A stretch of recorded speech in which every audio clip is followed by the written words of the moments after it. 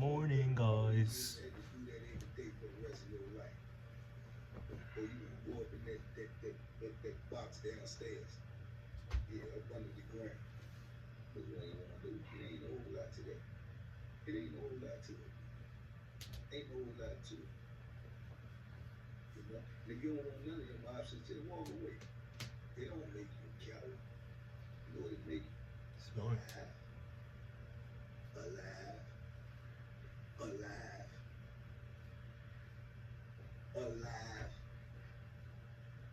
That's what it make you. That's what it make you. You understand me? Not what somebody else tell you. Not what somebody else tell you you should do what's right for you. Cause you the only one gonna live with it. You the only one gonna live with it. Or die with it. Depends on what you want to do. Depends on what you want to do.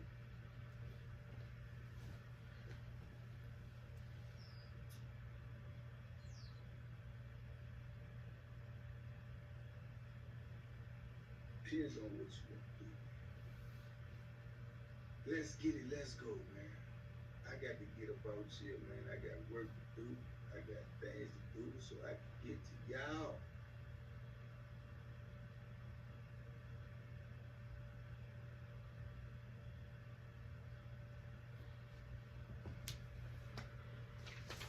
Yeah, that's it. Alright, Diane, y'all go I'm doing the stories.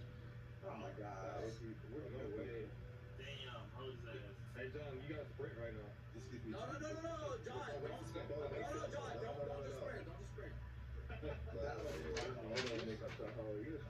You said John, John, you gotta act like you're not the person they're looking for. They're not line the red. Don't do no task by them. Yeah, you gotta do the gold task. Speed Morris. You can do the white task, but remember, we can't do the gold task that fast. We gotta do some white task. You're not doing that. Them boys. Oh no. It's Speed the horse, Lee. Yeah. Hey, good what you're doing here, man. Huh? You're stealing money from the bank. What you're doing, man. Thank you, that's my card. Billington, man. You know how I do.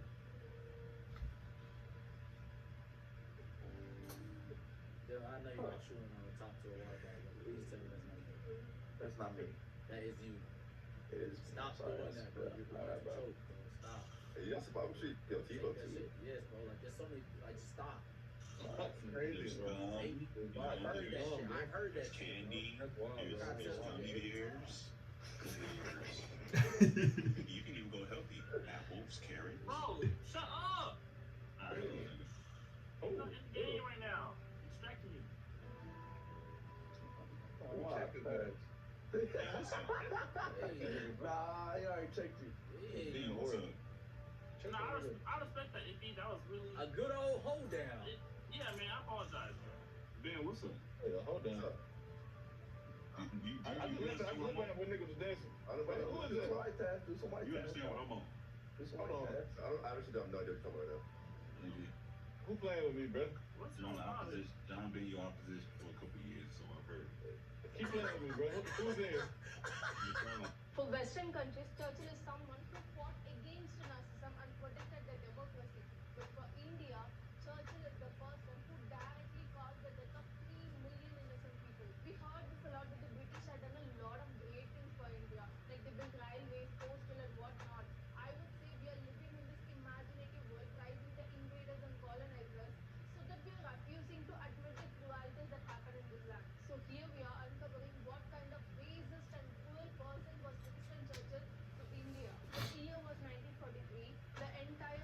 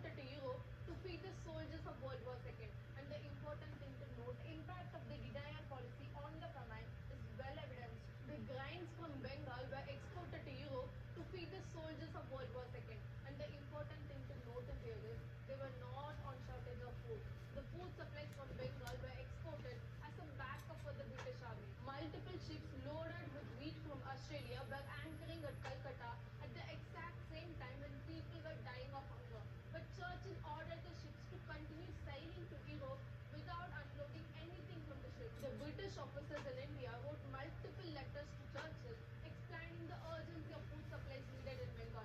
But Churchill refused and turned down every single request because it might affect their stockpiles in the UK, and also the ships were being used in the wars, and he thought it's not worth enough to divert the ships to India. During a government discussion about famine relief, the Secretary of State for India, Leopold Amory, stated that Churchill said any aid sent to India would be insufficient because Indians were breeding like rabbits. The Great Bengal famine, where more than 3 million people died on the streets starving, could have been easily prevented. But one man's racism costed the lives of more than 3 million innocent people. Yes, Churchill was extremely racist and Hinduphobic. He said about Indians, they are beastie people with beastie religion.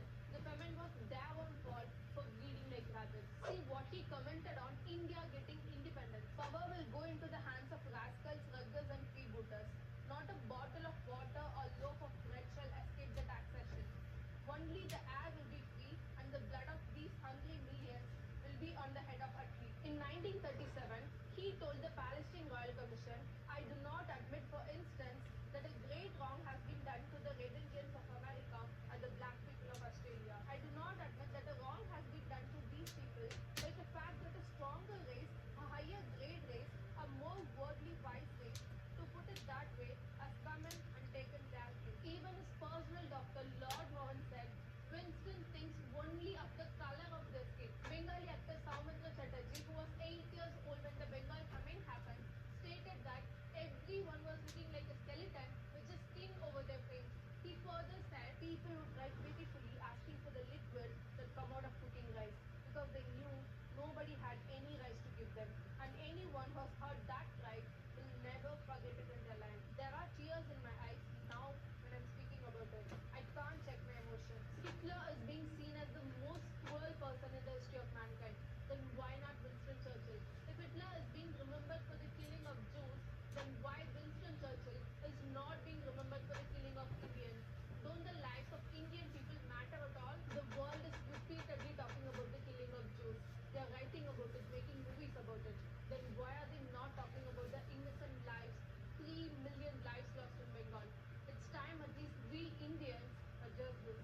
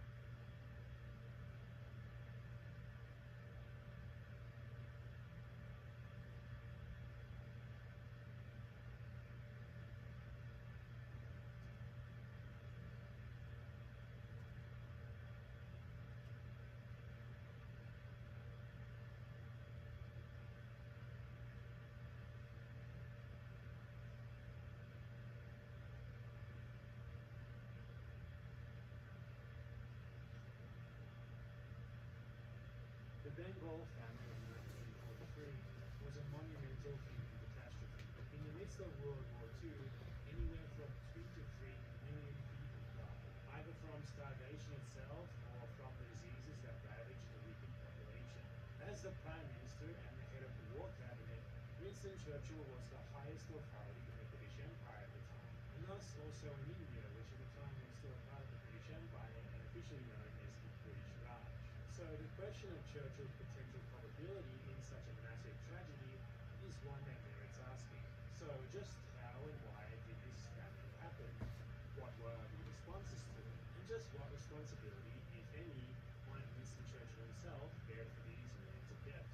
I'll be trying to answer those questions, and hopefully I'll be able to do a little bit of justice to this historical event of vital importance that until quite recently has remained somewhat obscure outside of India.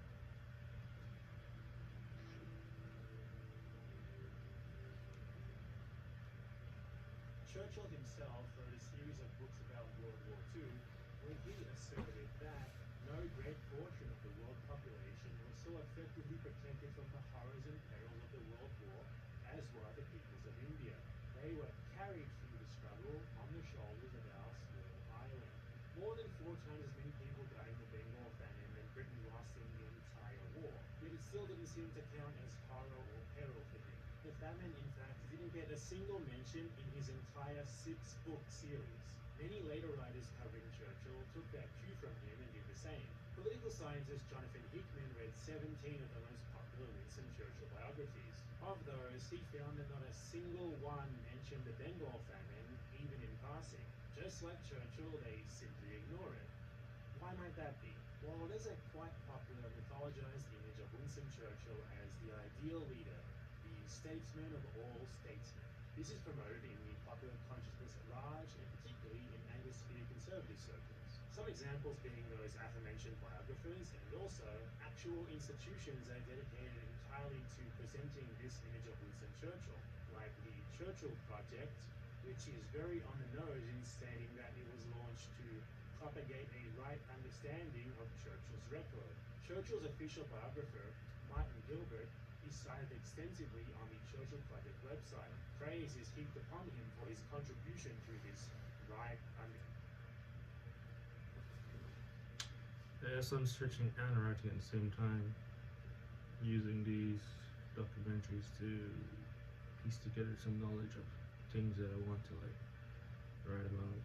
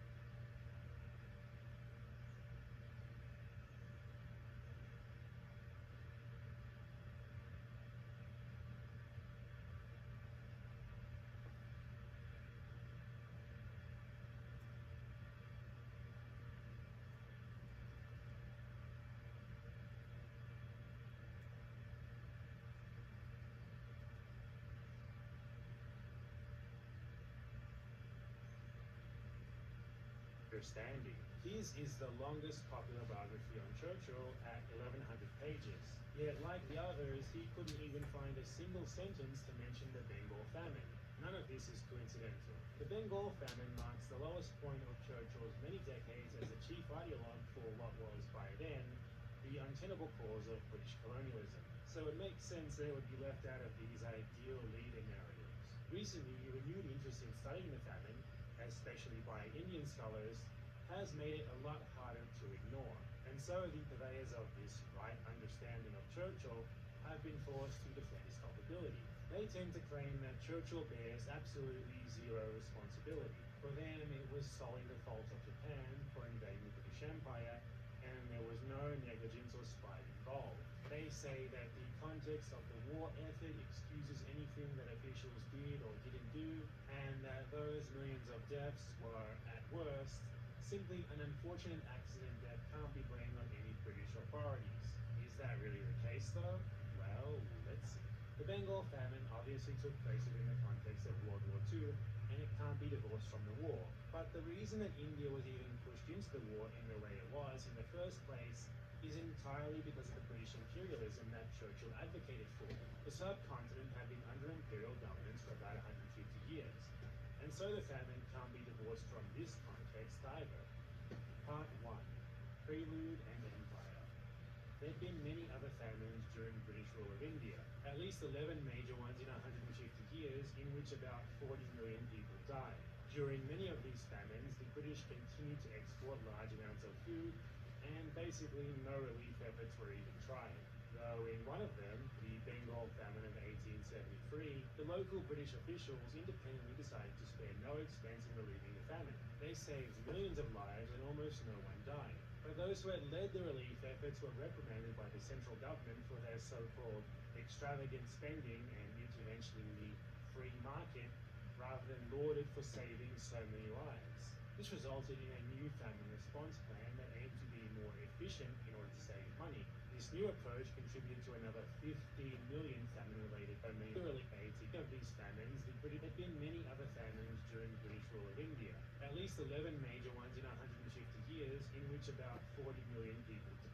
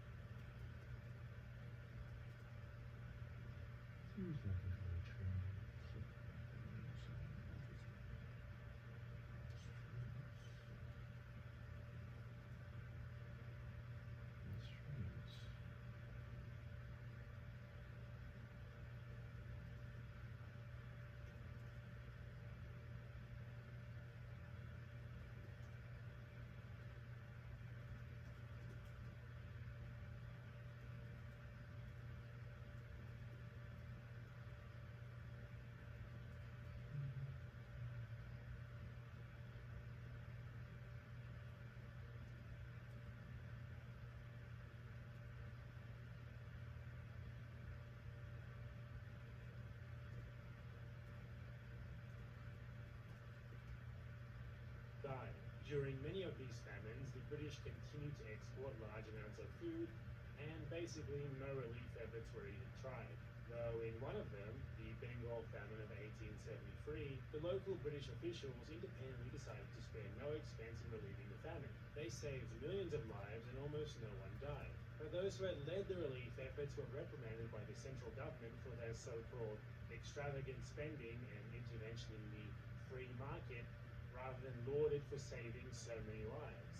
This resulted in a new famine response plan that aimed to be more efficient in order to save money. This new approach contributed to another 15 million famine-related deaths in the next 25 years.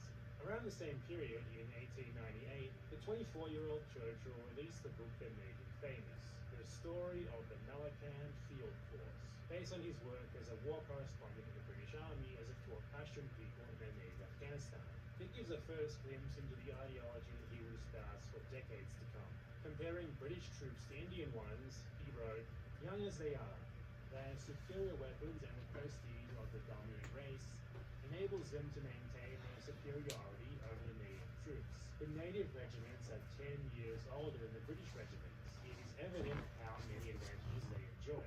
It is also apparent how very serious the consequences would be if they imagine they possess any superiority. That such an assumption should even be possible is a menace to our very existence in India.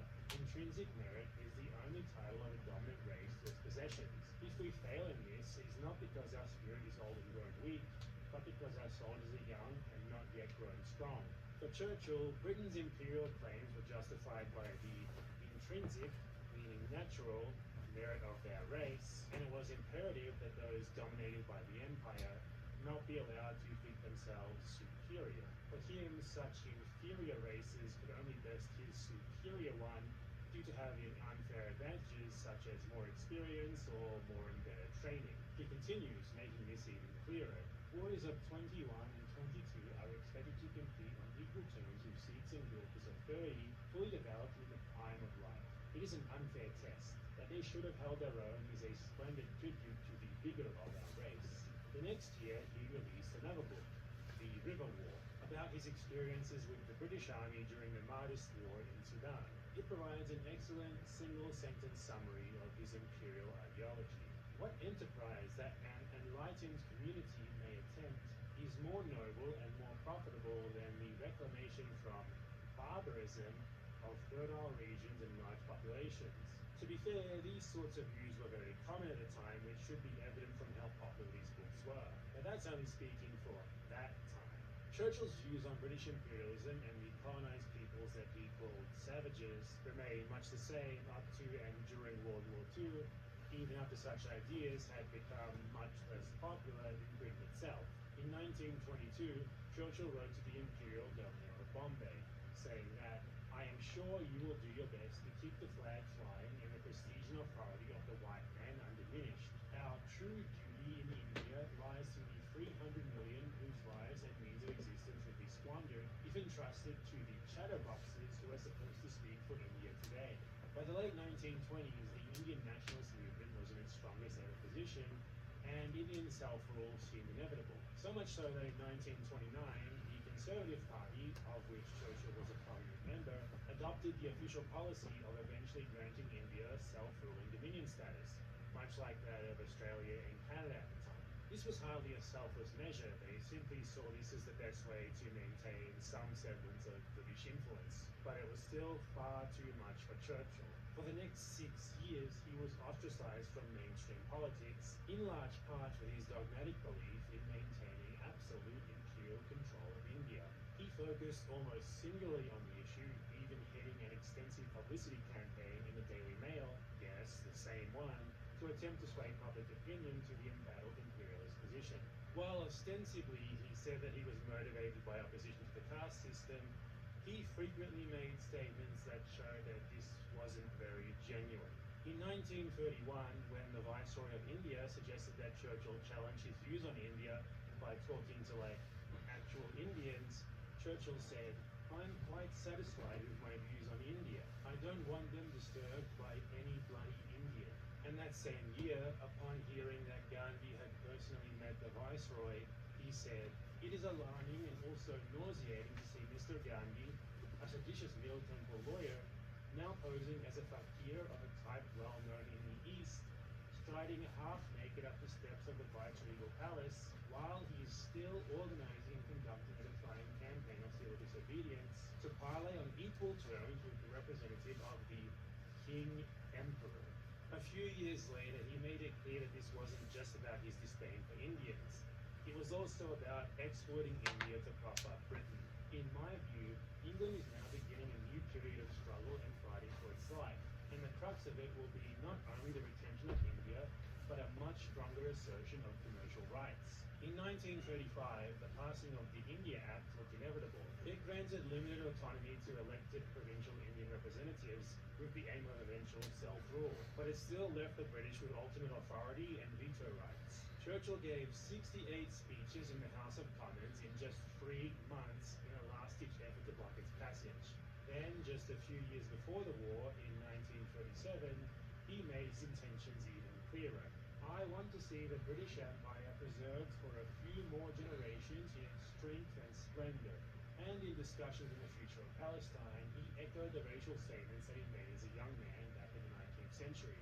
I do not agree that a dog in a manger has the final right to a manger, even though he may have lain there for a very long time. I do not admit that right. I do not admit, for instance, that a great wrong has been done to the Red Indians of America or the Black people of Australia. I do not admit that a wrong has been done to these people by the fact that a stronger race, a higher grade race, has come in and taken their place. You're not going to find that one in the biographies. In that same era, rural India was hit extremely hard by the Great Depression. Indian resources were not used to provide relief to Indians, but rather were shipped off to Britain as Indians suffered. Clearly, the British government's warming to the idea of self-rule was not influenced by some genuine concern for the Indian people, but it was still too much for Churchill. Bengal was hit particularly hard by the Depression, as Janan Mukherjee summarizes in his book Hungry Bengal. The poor of Bengal had been through a devastating decade, and even in the late 30s, many were already starving. By the time that war was declared in 1939, many Bengalis were already warning of a coming famine, and others believed that it was already there. Part 2. The war begins. These warnings didn't really factor into the Empire's wartime concerns or preparations. In 1938, they established a Ministry of Food for the home islands that controlled the distribution and rationing of food during the war. This was so successful that public health in Britain had actually improved by the war's end. Nothing of the sort was ever considered for India, though, despite its vital importance to the war machine. Additionally, war was declared. This greatly exacerbated the resentment of British colonial rule, which was already not exactly very popular. Opposition to the war was widespread, and open acts of resistance were very common. Many Indians felt like they were being forced into a war that wasn't theirs by an occupying empire that was denying them their right to self-determination, that had already murdered millions of their countrymen, and that saw them as little more than tools to be used to further its own ambitions and needs. For them, believe it or not, the more immediate concern was not the Nazis or the Japanese Empire. Well, there was a bit of stretching and writing. Hope you enjoyed it.